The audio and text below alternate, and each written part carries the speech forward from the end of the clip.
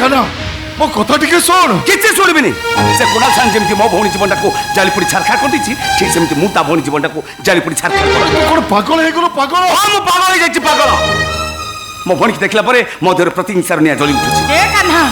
अरे ता भाई भूल करिछि ता भौणी की मारी देले तू की लाभ पाइबू पर ए दुनिया कहबो प्रतिशोध पई कान्हा ता भाई बहू को मारी देइछि पुलिस केस होइछि आईन तो विचार करिवो आईन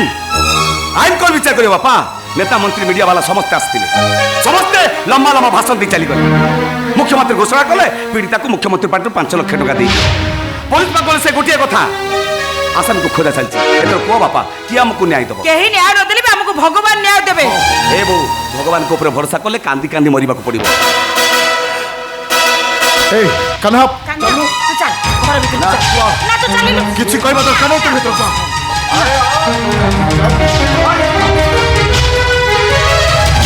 आस आठियाल कहीं किरोसिन डाली आम दी जन को निया लगे मारी दियो आस बिनु तू नीति नियम आदर्श को भूली जाए मु विशाखा को बेदरे बसी बाहाई पड़छि मु तो सही कथा पचारछि केमिति तो बापा को नीति नियम को तो भूली गलु अपन मो भाई को पाई मो मुंड तलुकैता सांग साथी बंधु बांधव केते कथा पचारछंती समस्त कलारे बिनु तो भाईटा जदी बान होई ताली झिटा कंटा घर चल जिवो ए कथा सुनी लाजरे मो मुंड तलुक हे गला मो निज प्रेस्टीज पाई मु विशाखा कृष्ण बल्ला मंदिर बाहाई पड़छि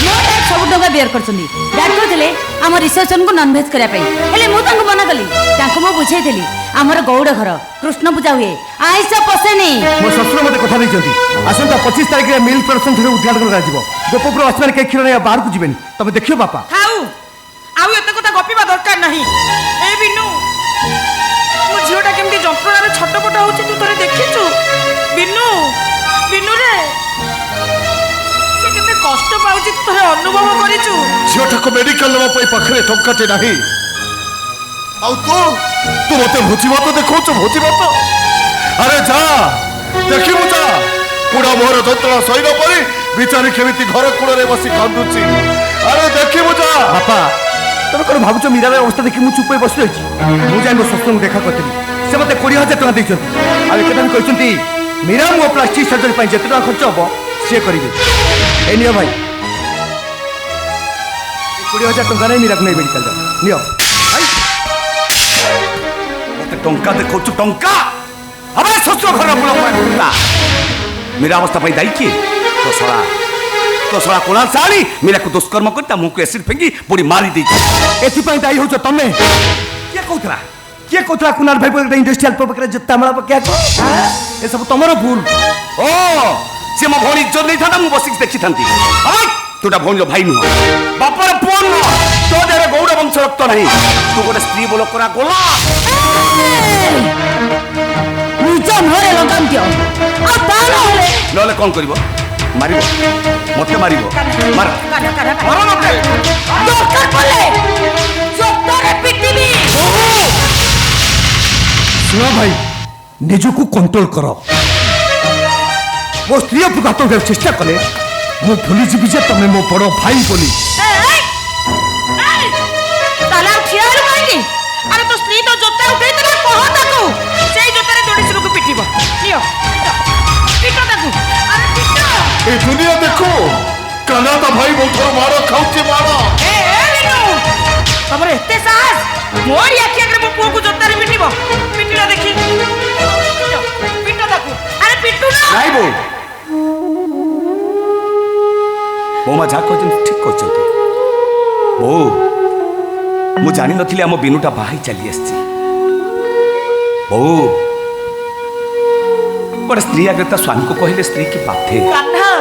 बेले बेले अजाणत अपना पाट जीभ को आघात दे लहू लुहाण को पड़े से आघात पाई मनुष्यटा क्या दोष दब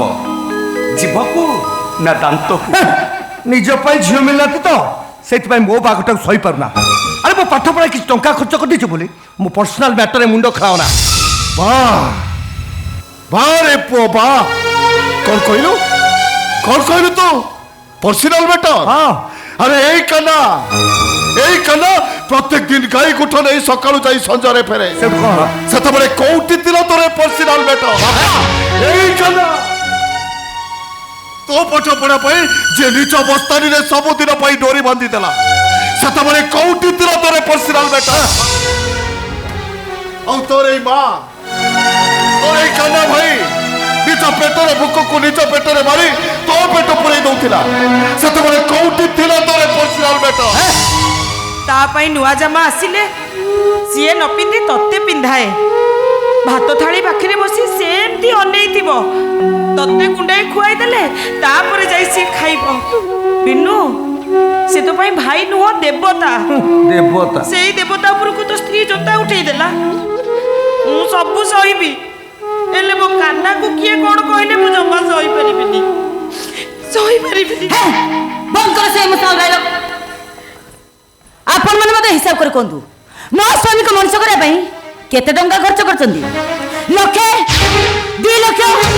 5 ଲକ୍ଷ ନା ତାଠୁ ଆହୁରି ଅଧିକ ପୁଅକୁ ମଣିଷ କରିବା ବାପର ଧର୍ମ ସାନ ଭାଇକି ପାଠ ପଢ଼େଇବା ପଢ଼ବାର କର୍ତ୍ତବ୍ୟ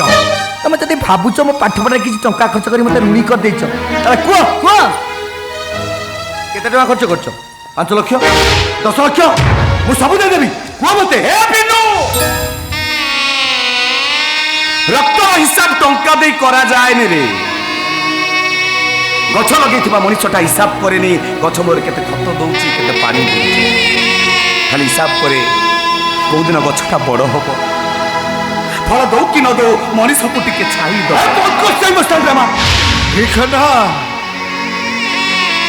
ଆଖିରେ ଲୁହ ଢାଳି ତୁ ଯୋଉ ଗଛକୁ ଆଜି ଛୋଟରୁ ବଡ କରେଇଛୁ ଆରେ ସେଇଟା ବଡ ଗଛ ନୁହଁରେ ସେଇଟା ହଉଛି ଗୋଟେ ତାଳ ଗଛ ଆ ତଳେ ଛାଇ ନାହିଁ ଅଛି ଖାଲି ଡହ ଡହ ଖରା ଶୁଣ ଆମେ ଏଠି ରହିଲେ ଆପଣ ଯଦି ପ୍ରୋବ୍ଲେମ ହଉଛି ତାହେଲେ ଠିକ ଅଛି ମୁଁ ମୋ ସ୍ୱାମୀକୁ ନେଇ ଘର ଛାଡ଼ି ଚାଲି ଯାଉଛି ନାଇଁ ବୋମା ତମେ ଘରର ବୋହୂ ଏ ଘରେ ତମ ରହିବାର ଅଧିକାର ଅଛି ବୋମା ମୁଁ ପାଠ ପଢ଼ିନି ମୂର୍ଖଟା ଯଦି ଅଜାଣତରେ ତମକୁ ମୋ ବିନୁକୁ କିଛି କହିଦେଇଛି ମୋତେ କ୍ଷମା କରିଦେବ ବୋମା କ୍ଷମା କରିଦେବ ମୋତେ ଶୁଣ ଭାଇ ତମେ ଯଦି ମୀରାର ମଙ୍ଗଳ ଚାହୁଁଛ ତାହେଲେ ଯେତେ ଶୀଘ୍ର ପାରୁଛ ସେ କେସ୍ଟାକୁ ୱିଡ୍ର କରିନିଅ ଆଉ ମୀରା ମୁହଁଟାକୁ ପ୍ଲାଷ୍ଟିକ ସର୍ଜରୀ କରି ତାକୁ ଗୋଟେ ଭଲ ଜାଗା ଦେଖି ବାହାର କରିଦିଅ ଗୋଟାଏ କଥା ମନେ ରଖ କୋର୍ଟରେ ଏମିତି ହଜାର ହଜାର କେସ୍ ଫାଇଲ ତଳେ ବନ୍ଧା ହେଇ ପଡ଼ିଯାଇଛି ଆଉ ଆମ ମିରର କେସ୍ଟା ବି ଠିକ ସେମିତି ଫାଇଲ ତଳେ ବନ୍ଧା ହେଇ ପଡ଼ିଥିବ ବଟ୍ ମୋ ଭାଇର କିଛି ହବନି understand I think you better understand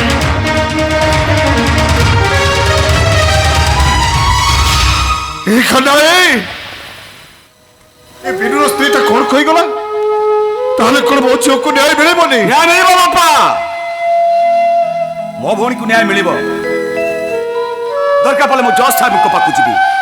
ସେ ମୁଁ ସତ କଥା ଖୋଲି କହିବି ଆଉ ସେ ଯଦି ଠିକ ବିଚାର ନ କରନ୍ତି ତାହେଲେ ମୁଁ କହିବି ଆପଣ ନ୍ୟାୟର ବିଚାରକ ନୁହଁ ଆପଣ ଧର୍ମର ବିଚାରକ ନୁହଁ ଆପଣ ଥାଉ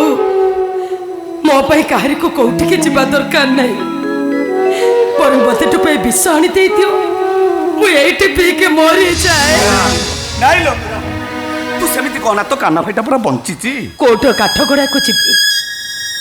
ଓକିଲ ମାନେ ତ ଭଉଣୀକୁ କେତେ କଥା ପଚାରିବେ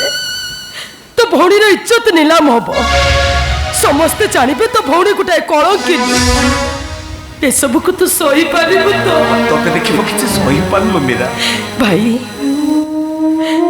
ସଳିତା ଥରେ ଚଳିଗଲେ ଆଉ ସେ ସଳିତା ହିଁ ରହେନି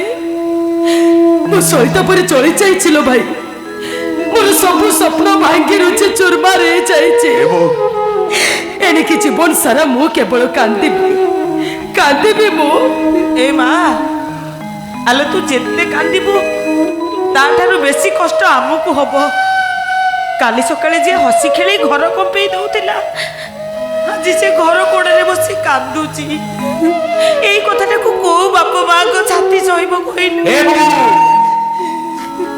ମୋ ଭଉଣୀଟା ଚାଲି ଯାଉଥିଲେ ଘରେ ଖୁସିର ହାଟ ବସୁଥିଲେ ମୋ ଭଉଣୀଟା କଥା କହୁଥିଲେ ତା ପାଟିରୁ ମୋତି ଝରୁଥିଲା ଆଜି ସେଇ ଭଉଣୀ ଘର କୋଣରେ ବସି କାନ୍ଦୁଛି ଏ କଥାଟା ମୁଁ ସହିବି କେମିତି ଭାଇ ବେଳେ ବେଳେ ଭାଗ୍ୟଟା ଏମିତି ଓଲଟି ଯାଏ ଯେ ବଞ୍ଚିବାକୁ ଡର ଲାଗେ ମୀରା ଆଜି ମତେ ବଞ୍ଚିବାକୁ ଡର ଲାଗୁଛି ଭାଇ ସେମିତି କହନା ରାତି ପାଇଲେ ମୋ ପାଇଁ ହାଟ ବସୁଛେ ସାନ ଭାଇ ଭାଉଜ ମତେ ଘୃଣା କରୁଛନ୍ତି ବଡ଼ ଭାଇ ଶାନ୍ତିରେ ଟିକେ ରହିପାରୁନି ଦାଣ୍ଡକୁ ବାପା ବାହାରିଲେ କିଏ କେତେ କଥା ପଚାରୁଛନ୍ତି ମୁଁ ମରିଗଲେ ସବୁ କଥା ଲିଭିଯିବ ମୋ ପାଇଁ ଆଉ କେହି କାନ୍ଦିବେନି ନାଇଁ ରେ ମା ତୋ ପାଇଁ ତ ଏ ଗୋପପୁରର ଗଛପତ୍ର କାନ୍ଦୁଛି ତୁ ଜାଣିଛୁ ମା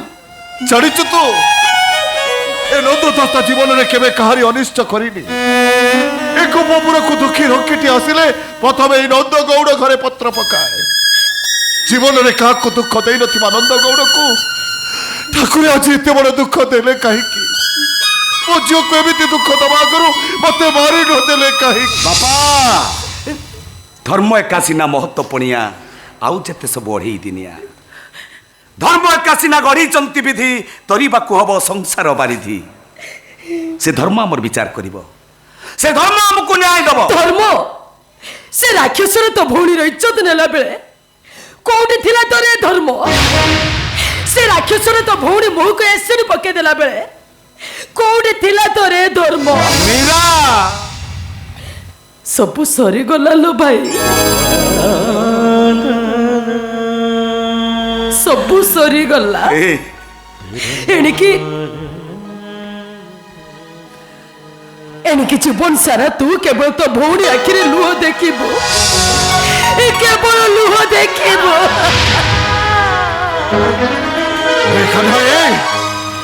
আরে যা থানাକୁ যাই কেসটাକୁ উঠে আন আমার ଆଉ ন্যায় দরকার ନାହିଁ ନାଇଁ ବାପା দরকার ନାହିଁ আমার ମୋ ଭଉଣୀକୁ ନ୍ୟାୟ ମିଳିବ